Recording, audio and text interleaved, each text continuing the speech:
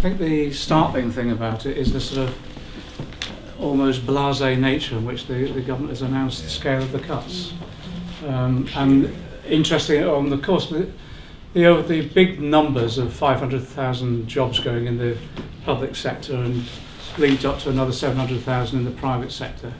The big numbers are absolutely devastating. The individual changes in policy with regards to the poor, welfare benefit cuts, almost the end of council housing as we know it, and loss of security of tenure, housing benefit. In Jeremy's constituency and mine, it's already having its impact in terms of housing benefit issues. But it's just so crushing, overwhelmingly crushing on poor people. But I think that's the sort of big numbers coming out. But we've just been looking at some of the detail of all this.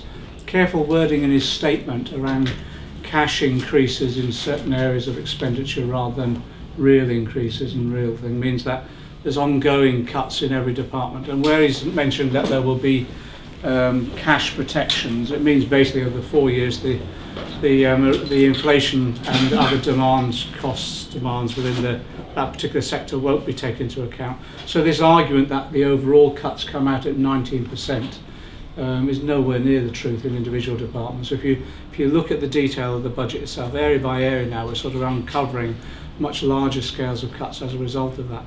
So there's no other way to respond to this other than resistance, really. You can't just sit there and let them steamroll over you like this. And I think the idea of having them having a big bang approach to a huge amount of cuts all at once, and what they've determined is a large scale of cuts, but then a grinding level of cuts year after year.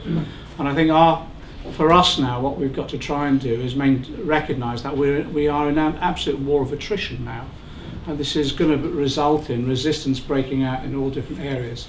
And I think that's why the coalition of resistance is important, really, because I think people are willing. I think, as you know, I keep saying, as the cuts move from abstraction to reality, and as people realise it's their job going, or it's their local a hospital under threat, or their local school, because the school's budget isn't protected. He's only protected that in cash terms, so the erosion, he hasn't protected it in terms of growing demand either on population growth. So there will be cuts in education, and as people come under the cosh, it's the same old answer, it's either be fight or fright, and the fright is depression as it was in parts of the country in the 80s. I think most people are going to fight. And I think we've got to prepare people now for a real war of attrition, resistance in every form we possibly can.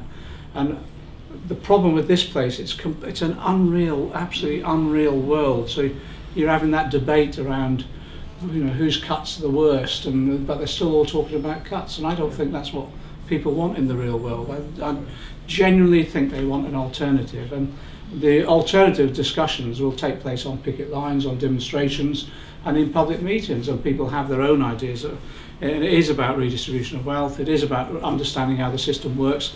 And I genuinely think now there'll be a debate about systemic change as a result of this resistance that will come about. But the fear for me is that we know the headline figures, and they're bad enough, but actually the more detail in this budget now, the more you realise who's going to be affected and how much, really. But to have the last thing, it's very difficult it's very difficult to resist a physical force argument in that chamber, isn't it? You do want to get up and slap them. Because you had on that front bench... Choice is too. I know it is, I know. And you couldn't do...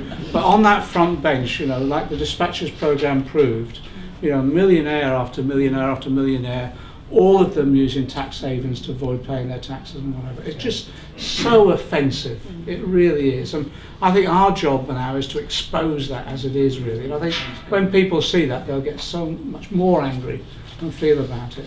To be patronised by a group of millionaires that we're all in this together, it does, you know, the Bernadette McCalliskey moment was coming on me, so I had to leave the chamber, really. What do you think, then?